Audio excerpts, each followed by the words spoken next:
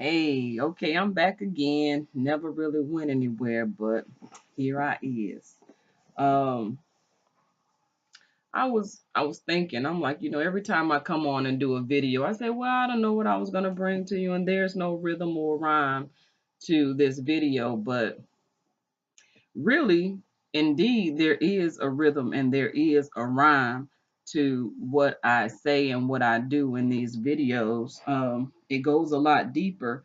And watching my own self do, and watching my videos, I notice that as I talk, the message flows and it'll change. So I don't really know how to pinpoint a topic or a subject. So there is a rhythm and there is a rhyme. And the only thing that I can do is ask if you can vibe with me. If you can vibe with me, then that means you'll stay around to hear what is to come and flow through me in the duration of the video. But so much has been going on with me lately. I have been challenged and pushed to really get out of my comfort zone altogether. And these are messages that have been coming to me consistently for some time now. So I have been aware for some time that, changes were going to be coming. And with those changes, it was going to take a lot of personal fortitude to get through it, and a lot of that strength that I have within me, from just from my life experience that I was going to need to dig into to get through this process, and I'm getting through it. So I've always said, I would love to homeschool my children. That has always been my desire, to homeschool my children. But, in this society that we live in, they'll have you to believe that you're not capable of homeschooling your child. They need to have social skills, and they're not going to have any social skills if you homeschool them. They need to be around other kids. Well, in all actuality, the first social skills you learn are at home. And then they say, okay, now your child is old enough. We want to go ahead and get to them. So you got to put them in the school system, and then we're going to unlearn them everything you've taught them. And we have to say, go for it. Yes, I trust you with my child more than I trust myself. And we're okay with that. We're fine with that. We don't even question that anymore. So, the situation is, I have a 4-year old who is, I've called her rambunctious in the past, but understanding a little bit about more about this being that is in my home, she's more than just rambunctious, she's special. And what I mean by special is she came here already knowing what her purpose is. She came here already knowing what her mission is. And it's me who's yet to find out. So why place her in a box and tell her she can't be who she is now, within limitations and appropriate constraints and all of that, as far as the relationship between child and parent, there's a difference. So it's not allowing the child to raise themselves or be in control, but kind of be the observer and watch them, participate with them, encourage them to do what they do just naturally. Nothing that they have been taught to do. Just watch them in their natural setting do what they naturally do. And I guarantee you, you'll learn so much about your child and you'll learn a lot about yourself. And going away from that for a moment, what I mean by learn a lot about yourself is, I can only speak from my own perspective and my own vantage point, which this comes from my own experience. And so through my experience, I have learned that my children are here to teach me something about me. All this time I thought I had to you know, like I had it all figured out. And I know I didn't have it all figured out, but when we have children, we have to guide them and lead them and be their leader and their mentor. And yes, I've been all those things, but then when we get into the systems and society and the government and state and religion, then everything gets all mumbled, jumbled, and confused and all crazy. And so you start to question yourself, you start to question everything that's going on just in your household, everything that you have control over. We give our control to someone else. Why are we so comfortable giving our control away? I'm not. I've never been comfortable giving my control away. Never. So now, since I've never been comfortable with giving my control away, I've always been labeled as defiant, um, uh, disrespectful, um, lazy, um, and all this comes from, I mean, other things. I got an attitude. Uh, I'm not good to work with, and those things, because see, I have my own mind, and um, my mind is the focal point of creation. Like what I think becomes matter. So mind over matter. So when you use the powers within you in your mind to project what you want in life, do you know you just tapped into something magical within you? But then they tell you magic is wrong, but they using it on you every day. You using it on yourself. They taught you how to use it on yourself. So at what point do you stop casting spells on yourself and you begin to create your own reality? And you understand that you are the creator of your own reality. Like everything that happens in your life is what you created. Every consequence came behind your action. Get it? You did it. It happened to you because what you thought first, it was a thought. This computer that I'm sitting here in front of, somebody said, oh, it would be nice to have a screen and then have a keyboard down here where you could see everything and make it digital. Make it, let's call it the internet.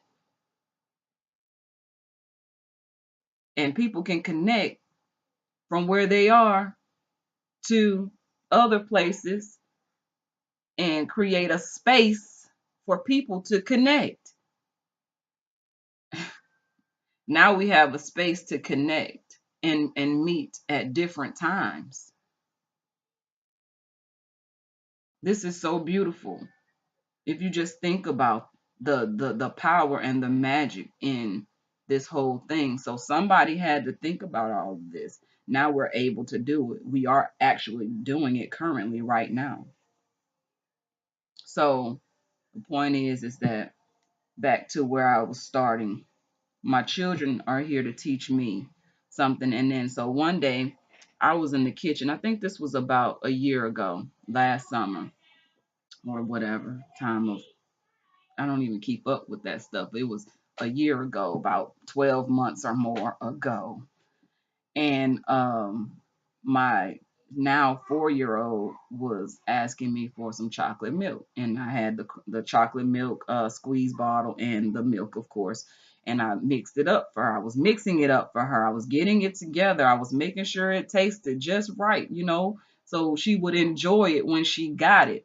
And the whole time I'm trying to make this nice, tasty cup of chocolate milk for her, I want some chocolate milk. I want some chocolate milk. Mommy, mommy, mommy. She's doing all this whining and jumping on my leg, and she's really hindering the process because she could have had the milk sooner. But she hindered her own process with that mess that she introduced into the environment. I was making the milk she asked for. She asked for milk. I said, yes, you can have milk, baby. There's no reason why I shouldn't give you any chocolate milk. Yeah. And I start to make the chocolate milk. She probably added on an extra minute or two to the process because of her behavior, her actions, her impatience. So in that moment, anytime anything is happening, I always go with them myself because my whole purpose is not to overreact or to once I got to an understanding that overreacting was not helpful. Hey baby. Okay, I'm coming. Once I realized that overreacting was really less helpful than more helpful, I began to stop overreact, not stop, but work on my reaction to different things. So in that moment, I went with them myself, and I realized I realized that we are our children's first God. So hey, don't do that. It is lunchtime. Hey, I gotta come back. Gotta do what I gotta do. All right. Now that I done got that little munchkin squared away, back to what I was saying. I realized in that moment that she was acting up about that doggone milk that I was trying to get to her as soon as possible. That we to them are their first God, and we change their God. We tell them that we're no longer your God anymore. You have to serve this God that religion has taught us to serve.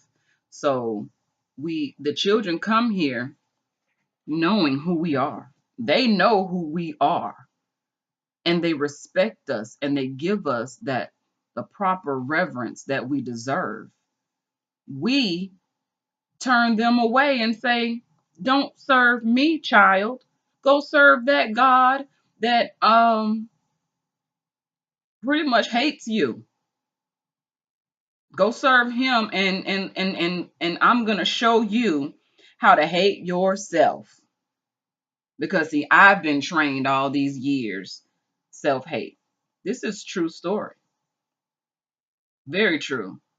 I grew up disliking myself altogether. I could not stand myself. I wanted to be someone else. I wanted to look like someone else. This nose right here, I think it's the cutest nose ever. But back in the day, I wanted to chop this mug off and get me a Michael Jackson skeleton with a piece of skin hanging off the tip nose. That ain't even much cute. And I'm so grateful that I got beyond that point. And the craziest thing happened when I got over my whole nose issue. I know I was in Germany at the time. Me and my friend Taya, we was doing the Black Planet thing, and we would get on there every morning. We've been to go to work and see each other, but we would get on that thing every morning just because we could connect with one another from my house and where she was, and we'd be wink, wink, because it was such a delay. But anyway, um, I had a picture posted on Black Planet, and someone commented, "I have no idea who this person is, where they came from. Never seen the person ever again on Black Planet or no other social media site. I don't even know who the person was. They just came on and said, 'You have the cutest nose I've ever seen.'" What? I had to be 23, 24. I think I was 23. And I got that compliment, and I was like, mm. And I started looking at my nose, and I was like, you know what? My nose is kind of cute. And then I got comfortable with myself, my face. I stopped looking at those things that I did not like, and I began to enhance those things that I did like. And the more I enhanced those things that I did like, everything else about me became more appealing, not to anyone else, to me. I began to see myself from a different perspective now. See, I took the negative thoughts out, and I began to replace those negative thoughts with positive thoughts, what they now call affirmations. But all you have to do is just see what it is that you want to see in you, and you create that. This, all this, I created this. And I'm not saying I formed my body in the womb and all this stuff. No, what I'm saying is my ideals, my thought process, and my actions, behavior, all that determines what you see. Because what you see is what I give you to see. And so you have the same power to project to other people, or to first forget other people, to first project to yourself what you want to see.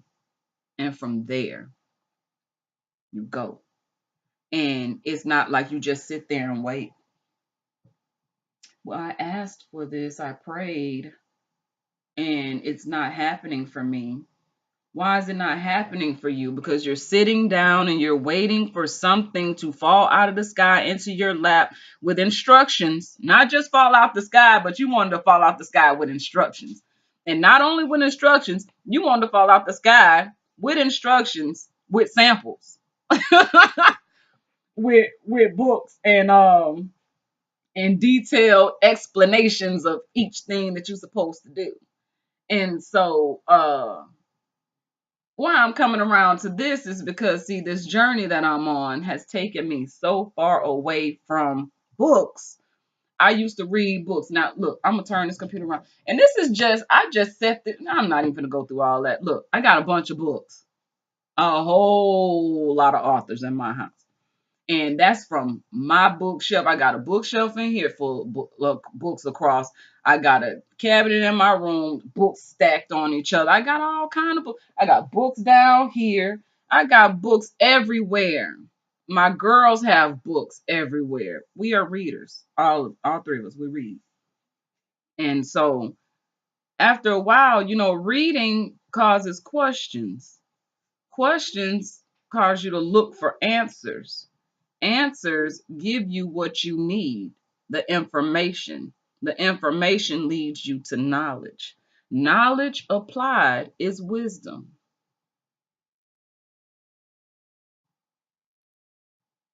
I walk around with sacred knowledge and wisdom all day long.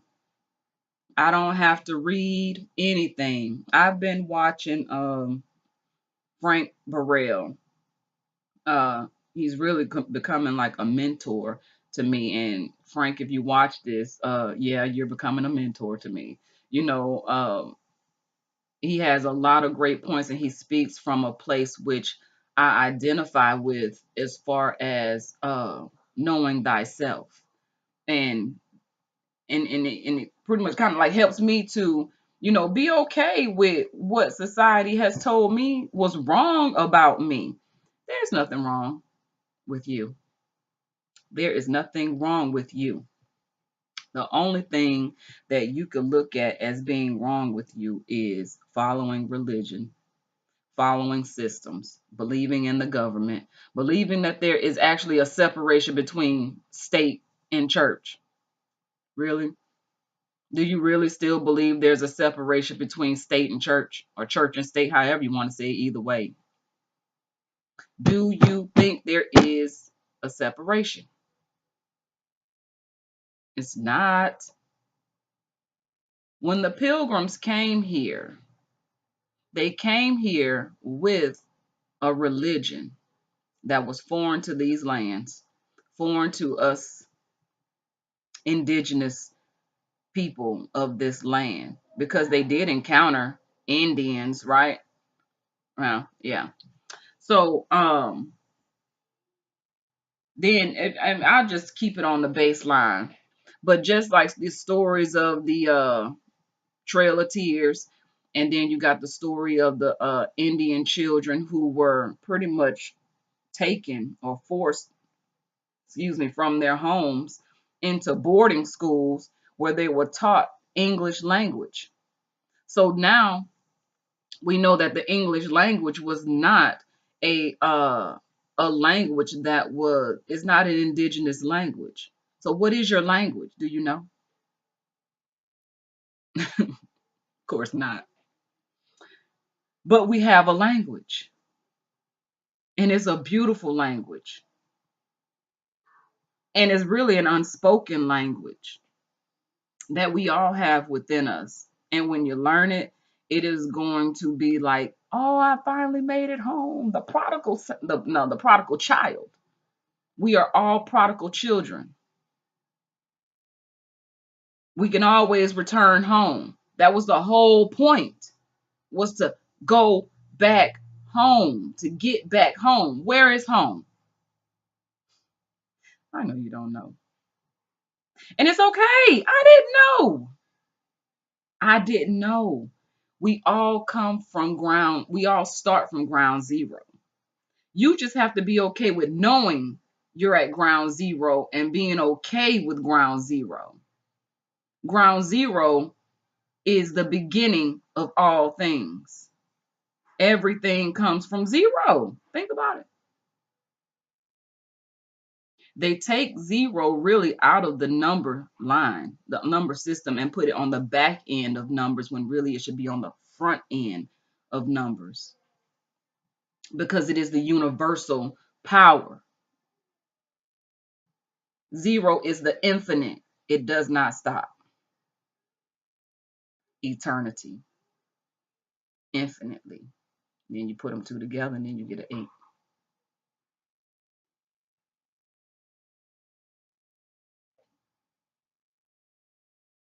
They take that away from you so you do not know.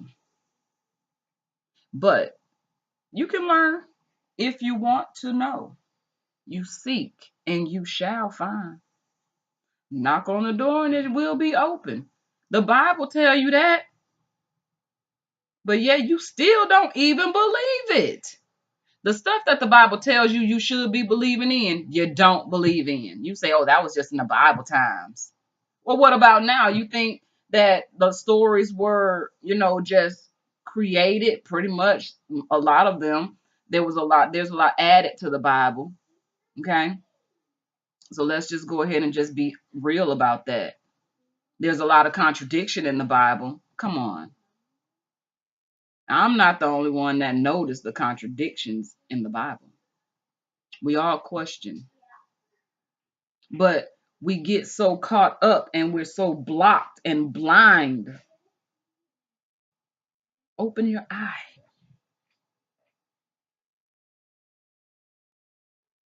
Frank Burrell said something the other day. He said, why do you think they call it an eye opener? And he did the demonstration of, we all do this. You can still see the shadow of your hand going up and down. I mean, literally, you can almost like visualize your entire hand and you can see it because your eyes never close. I've spoken about the pineal gland. I want somebody to please just go ahead and research the pineal gland so we can get together and some conversation about the pineal gland. Talk about the greatness of the pineal gland so we can get some awakening going on from the pineal gland. When you get up here working with the pineal gland, you done already dealt with the root, the sacral and heart and throat, eye. You're here up here now. That takes work. There are stages to development. There are stages to growth. And if we don't know where our body is malfunctioning, we don't know how to fix it. So you have to learn to go within yourself to feel your body. and to begin to heal yourself from within. You have all this power. They have taken it away from you, from us. I'm included. I'm still waking up to a lot of things. I don't know everything, but I do know one thing. I'm going to stop being afraid to open up my mouth and just vibe the way that I do. Either you going to vibe with me or you ain't. Simple as that. And I'm so tired of trying to get people that's not on the same frequency with me to feel me. You ain't got to feel me. And like I done said before, I'm going to put it out there. And for those who are seeking it, they will come by and they will say, oh, okay, this is exactly what I've been looking for. Because I guarantee you, if Frank Burrell hadn't kept on doing what he's doing, I would still be seeking so many different things and being misled. Find truth and stick with it, because the truth is not going to lead you wrong.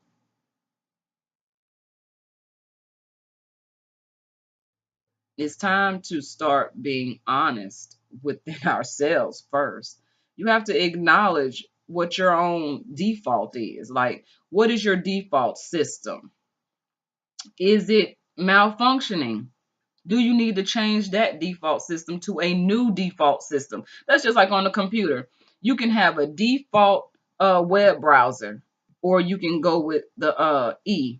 You can go, you can have Firefox, Chrome, Internet, the E, uh, AOL, Yahoo. You can have either one of those web browsers, Outlook. Any one of them can be your default browser. So when you go into your back screen in the computer, your settings, you can fix it to change your default. So if you could do that with a computer with your hands, what makes you think that you can't reprogram or change the default settings in your own computer system? Or did you know you had a computer system? You are a computer system. The very thing that we work on, this computer, they created it off the functioning of your brain. This thing can't be smarter than you. Think about autocorrect. You got to trust the person who put them words in there. Now, if your computer was made over in Europe somewhere, a lot of your Z's will be S's. And it'll tell you that you're wrong for spelling it with a Z, and they will auto correct you and be wrong. How you looking crazy? So all I'm saying is, you within yourself is a computer system, and you within yourself can program, reprogram yourself with the information you put within yourself. So what are you feeding yourself?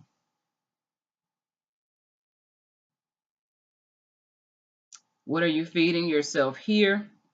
What are you watching? What are you looking at? What are you listening to? What smells are you smelling? What are you eating? What are you touching? Through every single sense that we have these senses, and we interpret these systems.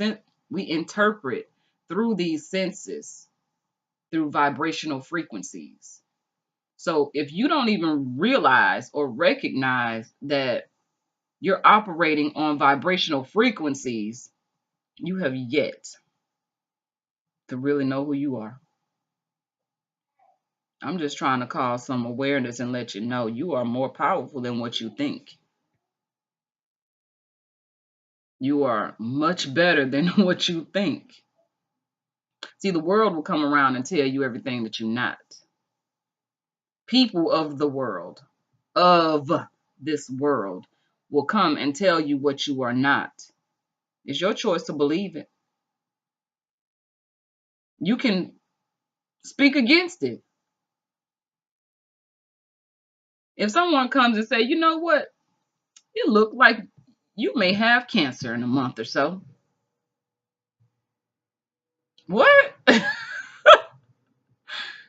And you take that thought and say, I just might have cancer. I did eat such and such, and I was over there up under that power line for a long time. You know, we'll come up with some old crazy stuff to validate the lie that was just placed in our mind. Like, you just implanted that thought. I wasn't thinking about cancer, but you just implanted the thought of cancer in my mind. So now my mind begins to think about cancer.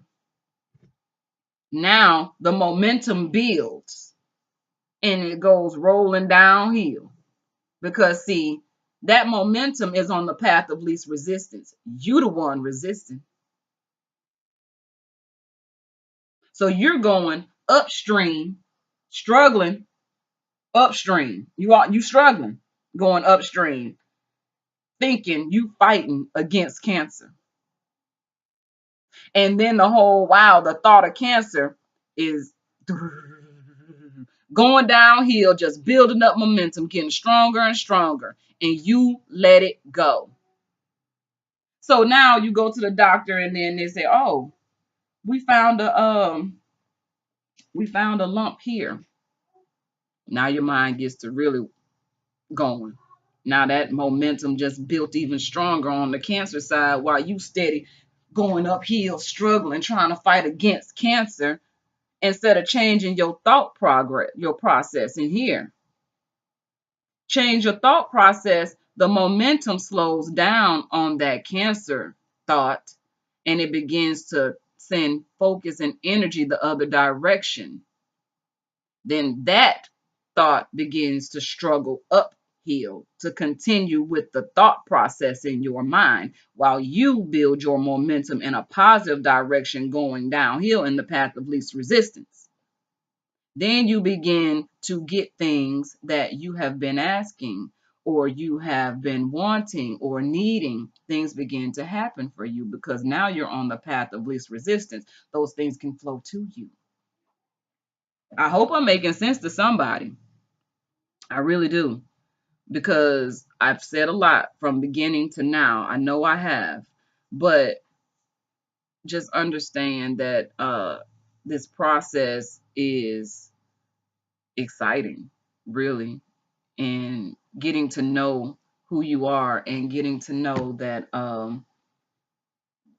you don't really have to go along with the system. Like, it's all voluntary. We raise our hand and we volunteer for the stuff that we go through. We're like, yeah, it's okay to treat me like that. Yeah, it's okay. Because I'm not going to read, I'm not going to research, and I'm not going to question any of the lies that you tell me. Okay, so in the state of Alabama, I'm going to do some research on this, as a matter of fact. And I knew I was supposed to have been did some research on it, because I could have talked about it more in depth today. But that's okay. I come to it when I come to it.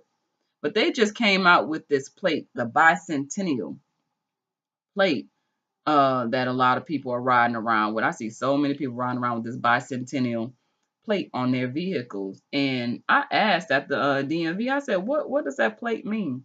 And they said it was the establishment of the state, which was 200 years ago. What? Okay, so if slavery dates back 500 or so years ago, and in the state of Alabama, what did Alabama used to be? Why are we celebrating 200 years in Alabama? So what happened prior to those 200 years? When I asked that lady, she looked at me like, you were not supposed to ask that question. And it was like she got scared. Why do people get scared when you question the system and the lies? Why do people get upset with you? Maybe it's something more to it that you're not supposed to know. Maybe Alabama belongs to you and your family. It might belong to me. And if it does, I want it. Because if it's mine, Why? Okay, so okay, you go buy a car and somebody come and say, "Oh, that's a nice car. Hmm, I think I'll just take it." And so since you let them, you left the keys in, so they would look. I think I'm gonna take it, and they just go ahead and take your car, and then you go to their house and be like, "Man, why you ain't bring my car back?" "Oh, this is my car. This has been my car for 30 minutes."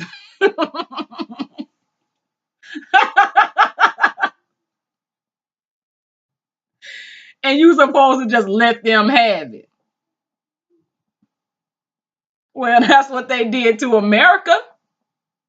That's what they've been doing all across the world. They. Who are they? More importantly, who are you? It's time to stop laying down and being a rug. We were not called to be rugs. There's a time for love, there's a time for war. You got to know the difference in the times. It's time to fight. And I don't mean physically fight, I mean it's time to fight for you. Because you are the only one that can save you. Ain't nobody coming down out the sky to save you. Ain't nobody coming down out the sky to say, okay, I'm taking these 144,000 and the rest of you suffer. Who's this 144,000 people? Have they already been taken up? Some of them. So that means it's really not going to be 144,000. It's going to maybe be like maybe 4,000 more that get accepted into heaven. What kind of, that's just like, oh, this program's been full. You can't come to this heaven. I mean, but we believe this. We believe this. I'm so sick of believing in these false ideals, false beliefs, false systems. They're all a lie. That's just like somebody could come set up shop in my front yard and be like, this is my part of the land. You weren't using it the way I think you should have been using it. So I'm just going to take it and I'll do with it what I think it should be done with. That's what they did. Yeah, true enough. Slavery is real. It happened. A lot of things happened. But they're not really telling you the real story in school and all these history books and all this spending so much time reading. Okay. Then once you read that book, then you read every book that person read to get that information. Then you read everything those people read to get that information. Then you read what those people read to get that information. Do you know how much reading you will be doing? And then not only what information they read, what was their ideology? What is the belief system they came up under? Are they really teaching you right? Or are they just teaching you regurgitating information that they read from somewhere else and just put it together, packed it up real nice? Now you can regurgitate. Let's see how well you regurgitate. When I was in school, one thing I hated to do was to cite work because most times my paper came straight from my head. I would write my entire paper from my mind. I would read some things. I would just take some things that were good and I would leave the rest. I wouldn't pay much attention to it because it never really added up. So I would take a piece of information from different readings and I would go with them myself and I'd be writing my paper pretty much the whole semester. So then when it came time to it, within the last 2 weeks, if I had a final paper, I would start typing. I would get all my stuff set up and, format and all that good stuff. And then I would read over the instructions and I would read over notes that I had been taking or, things that I had pulled away and I would just use that information to cite. that piece of information that I took out of here, and I would use that to cite. But that's really how you're supposed to write. But most people expect you to write and have just about your whole paper cited. Like, I don't have an original thought.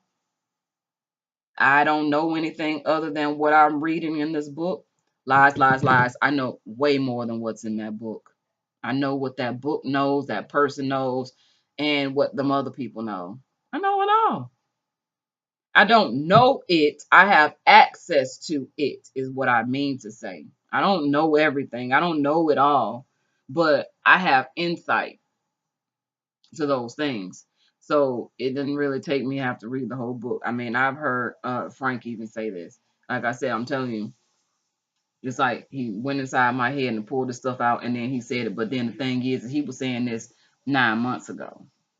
I was saying this a year ago. And so now that I have someone to not agree with me, but just to make it not so abnormal how I think, like, oh, somebody else does the same thing that I do. Oh, I need to listen to this person because see, they're saying the same thing I'm saying. I'll be right back. Okay, so I'm gonna go ahead and switch it up real quick and get back to the whole thing. But I've always wanted to be wanted to homeschool my children. Bless you. I've always wanted to homeschool or be more you. Um, I wanted to homeschool because I never liked the school system myself. I never fit in. I still don't. I still don't fit in. I have never fit in with groups ever. It's always been like one or two people that I'm hanging with at a time. And if I'm hanging with more people, it's because I've hung with them in different settings and then they all come together and then that I can hang in a group like that. I got groups of people like that, but I don't hang in groups and crowds. That's just not my thing. It's not fun because most people just don't get me, and that's okay because see, you hear how I'm talking. How many people you hear talk like this? Not very many because you crazy. But anyway, excuse me. So Mariah is 4 now, and she just started preschool, and she's been having some adjustment issues in school. She hasn't been wanting to transition well from one thing to the next. And one thing that I do realize is that in raising her, that I gave her too many options. I never said, okay, no, it's time to move from this to this. Okay, so instead of looking at what's wrong with this child and why she acting like this, I had to look within myself and see what I was not doing. And so at the end of the day, I have her home right now. She's not required to be in school right now. So I'm going through a process of getting some attention uh, to this problem, but not problem with this situation, but more so in dealing with me first. And so as I deal with, so this has been going on since pretty much just for a week now. This has been going on since last week. This is the second week. And in this time frame with Mariah, let me go back for a minute. Knowing that I wanted to homeschool, I've always feared away from homeschool because society has said all those things I mentioned earlier. And so I figured, well, yeah, I need to put them in a school system, even though I don't really agree with the school system. I'm going to go ahead and put them in the school system anyway so they can get lied to. And so I've just not been having a really good experience with the school system and will more likely be moving to homeschooling my children because I am the best teacher for them. Who said I'm not? Who says I'm not the best teacher for my children? Somebody else said that because, see, I don't believe that I am not the best. I know I am the best teacher for them. Since Mariah has been home with me and I have been working with her and doing activities with her and putting her on different online tools and things of that nature, because there's so much out there for children to do these days online. It's too easy to homeschool, really. And the only barrier of homeschooling is the requirement for parents to work, which is one of the one of those things that they did during those times. They took the children away from the parents and put them in a boarding school to unlearn what they needed to learn and replace those things with lies, and taught them how to cast spells on themselves using words and letters. And so now that we have become so very proficient in casting spells upon ourselves, we don't even need their help to for our demise. Like we're doing it ourselves. You're saying, "Oh, be blessed, too blessed to be stressed." Uh Blessed. If you break that word down, be blessed. So the whole while we're like, oh, it's okay to waiting for people to say, in Jesus' name, oh, God bless you. We be waiting for stuff like that to know that it's okay to use those terms or that language. And the more you use it, the more you find out a lot of people use this same language, even though they say we're not supposed to. They take certain things away from you, and then they say then society grooms you. They groom you by the news, they groom you with the TV shows for our children, they groom with the cartoons. All these things are grooming systems for you to follow the rules. Aren't you tired of following their rules? Stop looking at it like it's a black and white thing. It has nothing to do with race. Nothing. Because we all come from the same creator. Yeah, there's some differences along the way, and none that I can get into at this time in my journey and where I am, and how far I've gone within what I know about that. I can't speak to that right now. But soon. So you are your own creator. That's the whole point. We are our children's first God. Society keeps us from really exploring who we really are. They took some things, changed it around, and because it's a little bit familiar, you know, it's not so comfortable, but I can wear this heavy stuff for a little while. We walk around with the weight of the world on our shoulders, and we don't even have to be anxious for nothing. The Bible tell you that, but you worry about everything and you pray about the same things 50 times in one day. Yet you did nothing to change your circumstance. So who you mad at? Mama, I was at gummies. No, you just had cookies and milk. You're not having gummies too. No. I know you got a big old belly. It's gonna pop. I know.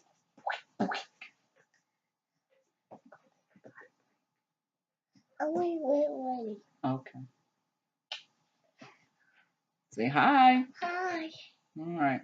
Well, I mean, I'm gonna go ahead and close this out. I've gone almost 50 minutes, and that's about the longest video I think I have done. And that's all good. I had a lot to say. But like I said, the session is vibe with Christina. How about that? Can you vibe with me? Because I'm trying to vibe with you, but I can only vibe with those who are on the same frequency as I. Mama. Same frequency as I. Mama. Hmm. I'll go to playground. We can go outside. Yeah, I want to go to playground too. Hmm. I want to go too. Okay. You go playground with me. Mm-hmm.